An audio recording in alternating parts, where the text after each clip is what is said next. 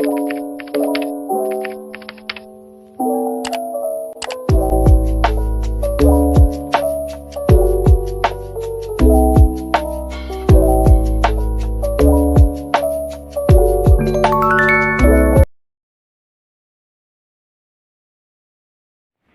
menurut Kotler adalah suatu proses sosial yang di dalamnya terdiri dari individu dan kelompok untuk mendapatkan apa yang mereka butuhkan dan inginkan, dengan cara menciptakan, menawarkan, dan secara bebas mempertukarkan produk dan nilai dengan pihak lain.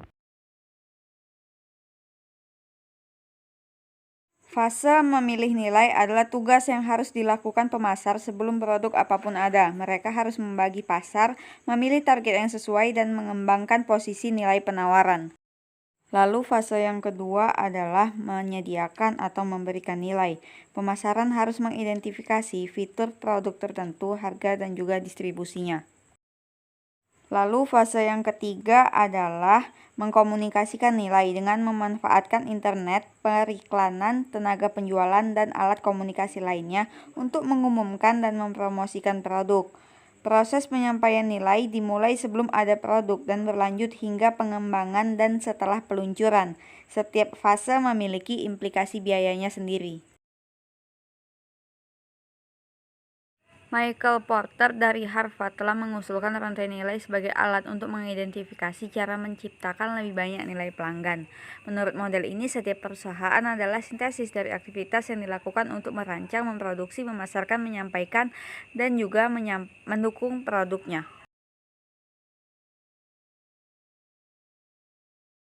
Selanjutnya ada kompetensi inti. Kompetensi inti memiliki 3 karakteristik, yaitu ini adalah sumber daya saing, keuntungan, dan memberikan kontribusi yang signifikan terhadap manfaat yang dirasakan pelanggan.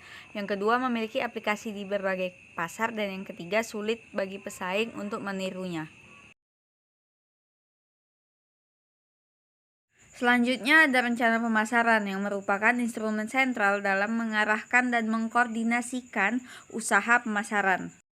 Dan dalam perencanaan, kantor pusat perusahaan membuat 4 perencanaan, yaitu mendefinisikan misi korporat, menentukan unit bisnis strategi atau SBU, menugaskan sumber daya pada SBU, menilai peluang pertumbuhan.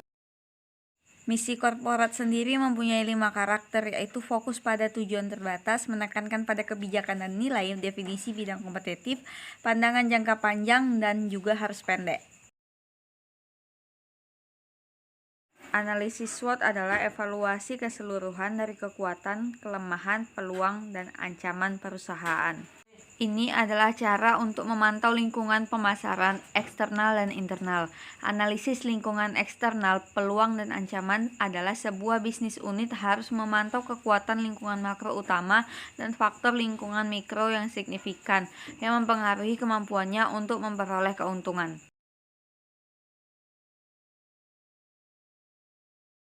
Setelah perusahaan melakukan analisis SWOT, perusahaan dapat melanjutkan ke perumusan tujuan, mengembangkan tujuan khusus untuk periode perencanaan. Tujuan adalah tujuan spesifik terhadap besaran dan juga waktu. Sebagian besar unit bisnis mengejar campuran tujuan, termasuk profitabilitas, pertumbuhan penjualan, pasar peningkatan berbagi, pengendalian risiko, inovasi, dan juga reputasi. Unit bisnis menetapkan ini tujuan dan kemudian dikelola berdasarkan tujuan. Sasaran menunjukkan apa yang ingin dicapai oleh unit bisnis. Strategi adalah rencana permainan untuk sampai ke sana. Setiap bisnis harus merancang strategi untuk mencapai tujuannya, yang terdiri dari strategi pemasaran, strategi teknologi, dan juga strategi sumber yang kompatibel. Bahkan strategi pemasaran yang hebat pun dapat disabotase oleh implementasi yang buruk. Jika unit memutuskan untuk mencapai kepemimpinan teknologi, ia harus memperkuat departemen risetnya, mengumpulkan kecerdasan teknologi, mengembangkan produk terdepan, melatih tenaga penjualan teknisnya, dan mengkomunikasikan kepemimpinan teknologinya.